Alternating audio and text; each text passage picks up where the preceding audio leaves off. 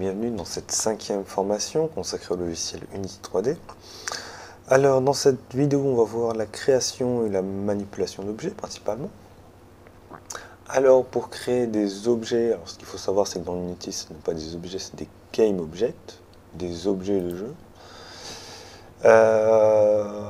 On peut avoir alors créer vide, je vais vous le montrer rapidement, mais grosso modo c'est un objet qui est vide, qui n'a rien. Alors ça peut paraître inutile au premier abord, mais ça peut servir. Par exemple, vous avez besoin d'attacher à votre scène un programme, donc un C# script. Vous allez avoir besoin de le mettre dans votre scène, mais il n'a pas besoin d'être attaché à un objet particulier. Admettons, c'est ce script qui va gérer s'il pleut ou pas.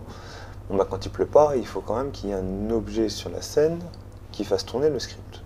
Dans ce cas-là, on va utiliser le GameObject et on va attacher le script C#. Alors, on verra plus en détail le script dans une longue suite de tutoriels. Pour voir les autres objets, on va utiliser le createOther. Le createOther donne accès à divers autres objets. Alors, on a les particules système, c'est pas forcément intéressant pour l'instant. Les caméras. Alors, qu'est-ce que la caméra? Eh bien, c'est grosso modo l'outil qui va permettre de voir dans notre jeu. Donc, quand on va lancer le jeu, on va voir le jeu à travers ces caméras. On a le GUI texte. Le GUI texte, vous pouvez voir qu'il ne s'affiche pas dans ma scène, mais qui s'affiche dans l'onglet jeu. Grosso modo, GUI, ça va permettre de gérer l'interface. Donc là, c'est dans le cadre où on veut faire un texte, par exemple un score qu'on va avoir envie de mettre en haut à droite. Ça peut servir pour des menus ou diverses choses.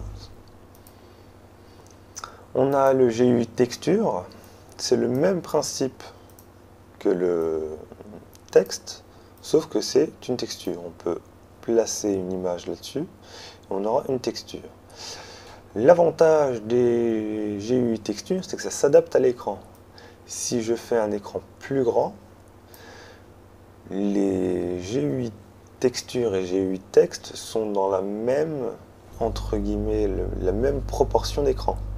C'est-à-dire que si ici je suis à 20% à peu près de la largeur de mon écran, si je réduis, je suis toujours, alors c'est par rapport au centre, toujours à 20% par rapport au centre. Ça permet, quelle que soit la résolution, d'avoir une interface fonctionnelle. Le 3D texte, ça permet tout bêtement d'avoir un texte en 3D, donc par exemple un texte que l'on peut faire tourner.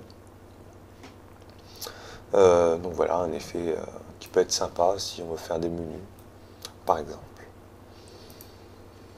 On continue, la directionnelle, alors la lumière on verra ça plus tard. On va voir les 6 autres objets. Alors le cube. Le cube, ben, c'est un cube. Alors ce qu'il faut savoir, c'est que vous n'allez pas forcément utiliser ces objets-là dans votre produit final, mais c'est lorsque vous allez développer, vous allez peut-être avoir besoin de débugger. Et dans ce cas-là, vous allez utiliser des formes basiques, ben, par exemple des cubes, des sphères, des capsules. Alors ça, c'est souvent si vous voulez des personnages, souvent c'est par rapport à une capsule.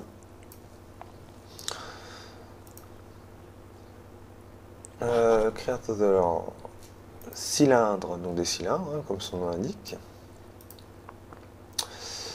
Un plan, c'est souvent si vous voulez faire un sol rapidement. Et enfin, le dernier, le quad, que j'avais dit que je ne savais pas ce que c'était dans la première vidéo. Alors le quad, en fait, ça permet d'afficher une image sur l'écran, un petit peu comme le GUI texture, mais la gestion du positionnement n'est pas pareille. Ça permet aussi, par exemple, de mettre une vidéo. Vous pouvez attacher une vidéo au quad, c'est ce que vous voyez bouger là sur l'écran de jeu. Et comme ça, lorsque l'on lancera le jeu, et bien, la vidéo sera jouée. Voilà, grosso modo, pour les principaux objets. On verra plus tard ce qu'est les différentes lumières. Et nous verrons aussi différents outils au fil du temps, puisqu'il faut bien les détailler. Alors, vous avez pu voir que j'ai manipulé les objets de différentes façons.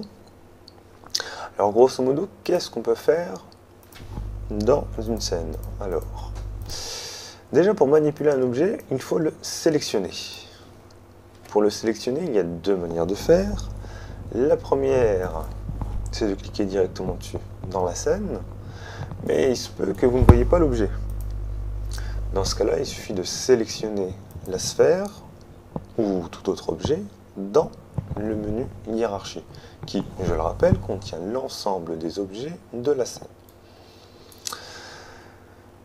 Pour manipuler les objets, vous avez parfois besoin de vous déplacer dans cette scène pour voir différents angles de vue.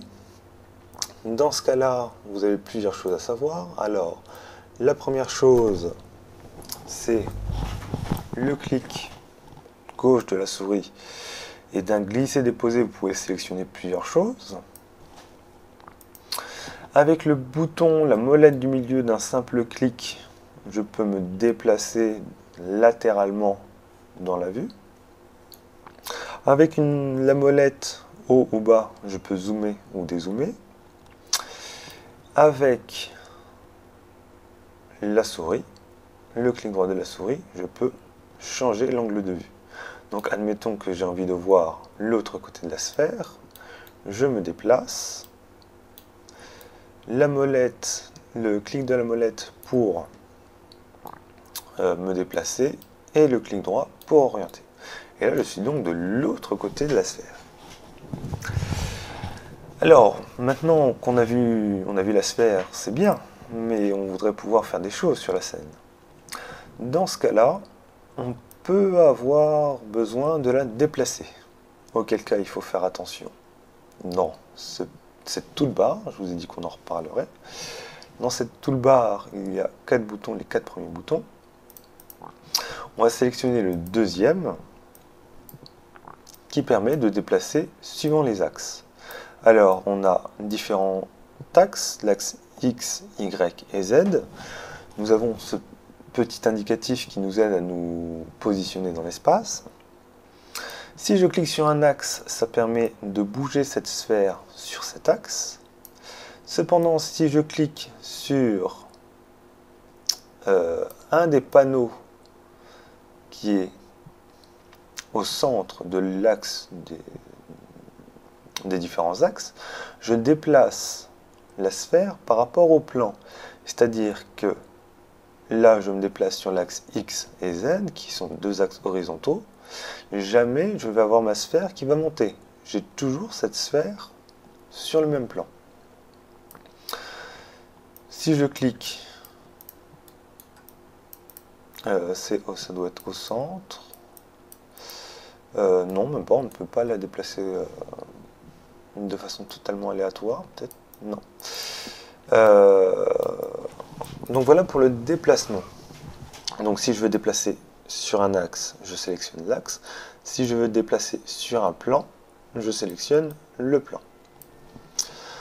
Alors c'est bien pour la sphère, mais on voudrait, par exemple dans le cas d'un cube, alors je change parce que c'est plus explicite. Alors si vous voulez supprimer un objet, il suffit simplement de le sélectionner, et d'appuyer sur la touche Entrée.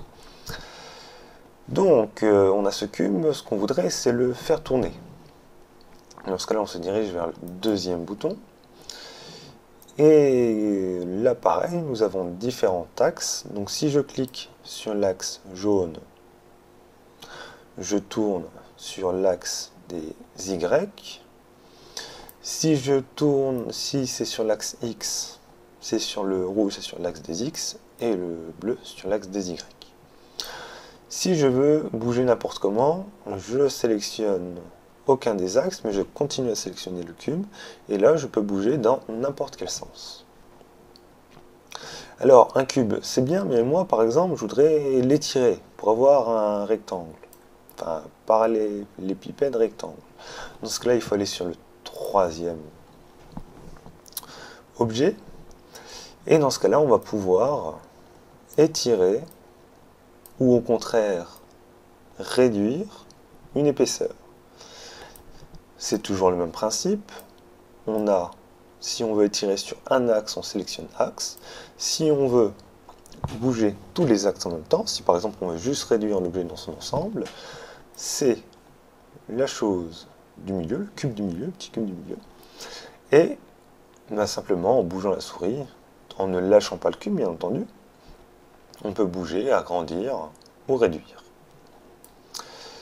Alors ça, c'est si on veut bouger dans la scène, bouger un objet. Par contre, vous pourriez avoir besoin de bouger la scène, de vous déplacer dans la scène sans pour autant sélectionner les objets, de peur de déplacer quelque chose en cliquant rapidement. Si vous vous déplacez, ça peut être rapide, que vous déplacez quelque chose que vous aviez bien placé et vous vous en rendez compte trop tard et ça vous fait perdre du temps. Dans ce cas-là, vous avez le premier bouton qui est la main. Et dans ce cas-là, grosso modo, la main empêche de sélectionner un objet. Vous ne pouvez pas le sélectionner. Et ça a le même fonctionnement que la molette de la souris. Donc si vous n'avez pas de molette de la souris, pas de problème. Vous pouvez vous déplacer dans la revue avec très facilement en sélectionnant la main. Si on veut déplacer un objet de façon très précise, par exemple, je veux déplacer ce cube et je veux le placer à l'axe aux ordonnées 0, 0, 0. Là, je ne vais pas pouvoir le faire parce que si je descends, que je place là, alors l'axe des 0 c'est par ici, que je me déplace comme ça, je vais être à peu près bon, puis je vais regarder un petit peu comment je suis, et non, en fait je suis en dessous, et au final ce sera jamais précis. Si j'ai besoin d'être précis, on va faire appel à un autre panneau qui est le panneau Inspector. Le panneau Inspector contient toutes les informations de notre objet.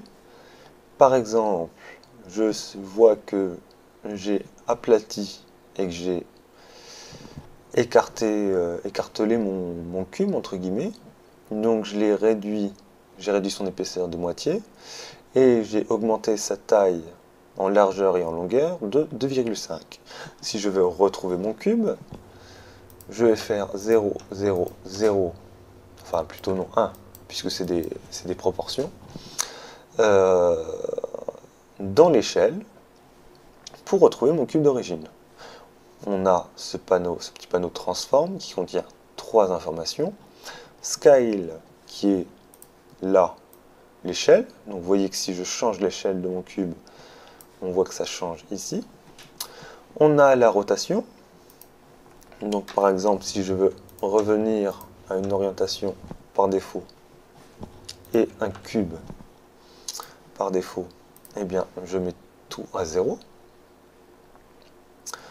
Maintenant, si j'ai envie de placer la position de mettre la position de façon précise en 0, c'est-à-dire à l'origine de la scène, je mets 0 partout et je me retrouve donc avec un cube de base qui a les propriétés par défaut. Une façon de faire, c'est d'enregistrer la valeur. Maintenant, vous pouvez avoir besoin de régler l'échelle et d'avoir envie de déplacer en même temps. Alors, vous pouvez déplacer, augmenter l'échelle, déplacer là. Vous vous rendez compte que vous voudriez que la fin de l'échelle aille un petit peu plus loin, donc il faut résélectionner l'échelle. Faut décaler. Bon, vous perdez du temps.